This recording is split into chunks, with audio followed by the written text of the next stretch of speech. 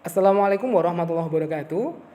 Alhamdulillahirrahmanirrahim. Selamat sore mahasiswa PKP angkatan 2018 yang saya banggakan.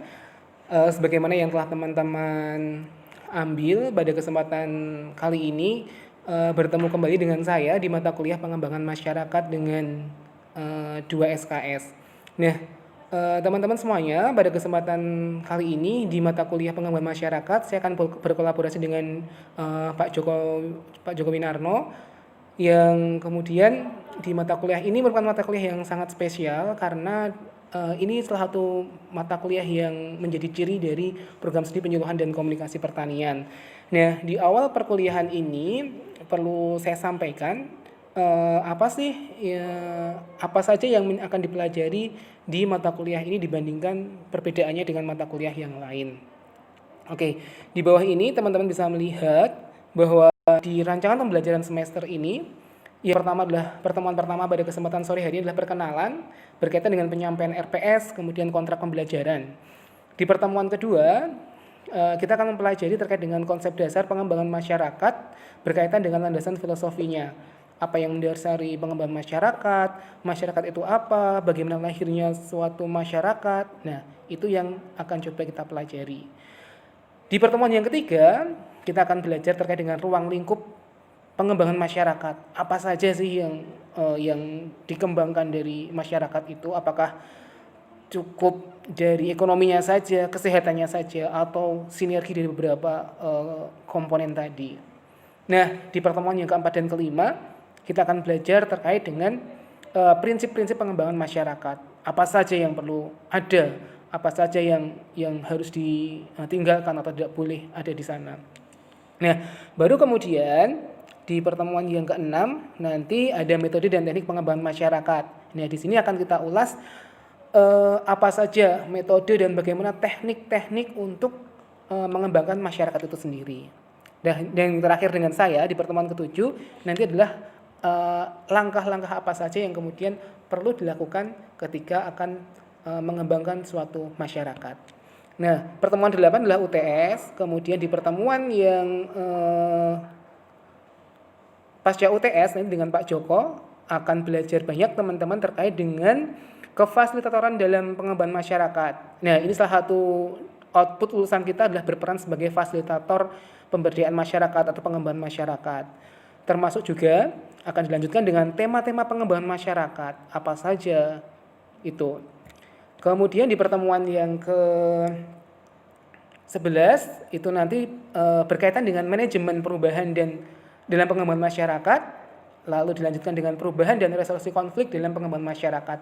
Tentu ketika mengembangkan satu masyarakat tidak serta-merta kemudian masyarakatnya nurut atau kemudian lancar begitu saja.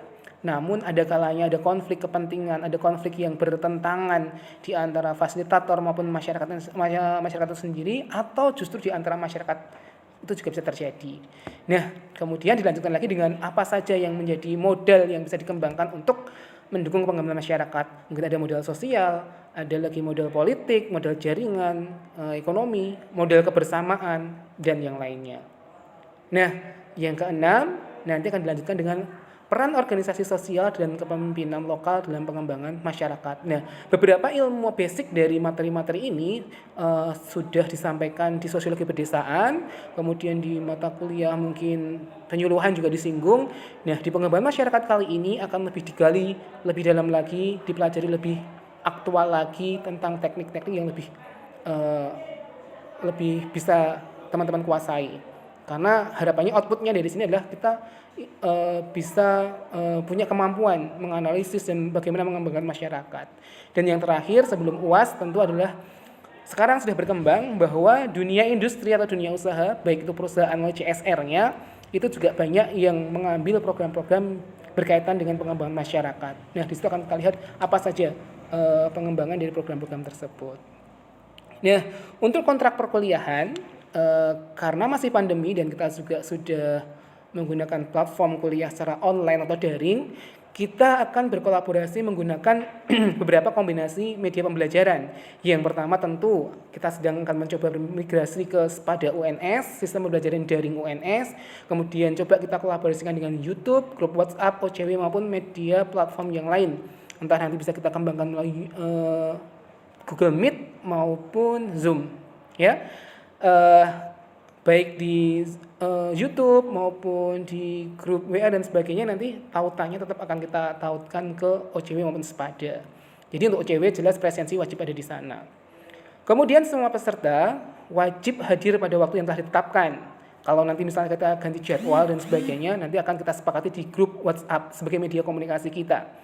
Kemudian presensi jangan lupa melalui OCW di rentang waktu yang telah disepakati. Kalau kita kuliah hari ini, hari Senin jam 3:30 sampai dengan jam 17.15, maka pastikan bahwa Anda harus presensi di rentang waktu tersebut, karena di luar waktu tersebut ya otomatis sudah tidak bisa presensi lagi. Ya, satu dosen mengampu 2 kali mata kuliah nggak hadir, itu secara otomatis sepertinya sistem menolak untuk Anda bisa ikut UTS maupun ikut UAS. Nah, yang terakhir untuk komponen penilaian itu nanti bisa ada tugas atau kuis, kemudian kehadiran serta nilai UTS dan juga nilai UAS. Dan jangan lupa juga di Sepada kita ada aplikasi diskusi lewat chat gitu ya, fitur chat. Nanti mungkin akan ada diskusi-diskusi via chat yang ada di sana. Oke, dan berikut adalah beberapa sumber belajar yang bisa teman-teman cari referensinya, baik melalui namun tidak terbatas di materi-materi ini.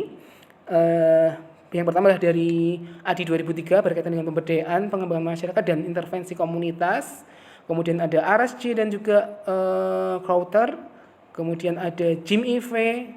Kemudian ada lagi Kumar, dan kemudian Nasdian, Sutomo, Fago, dan banyak yang bisa teman-teman pelajari atau cari referensinya. Tidak terbatas itu dari buku itu saja, teman-teman juga bisa mereference dari beberapa jurnal, hasil riset, hasil pengabdian masyarakat, dan pengalaman-pengalaman yang teman-teman temui di lapangan. Nah, saya rasa di kuliah ini menarik banget kalau kemudian kita banyak diskusi, sharing pengalaman, sharing kejadian yang pernah dilihat dan dialami, sehingga perkuliahan kita bisa semakin hidup.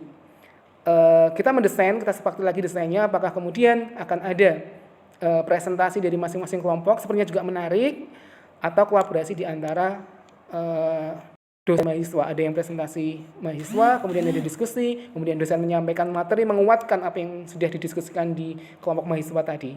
Bisa saja seperti itu. Ya, baik.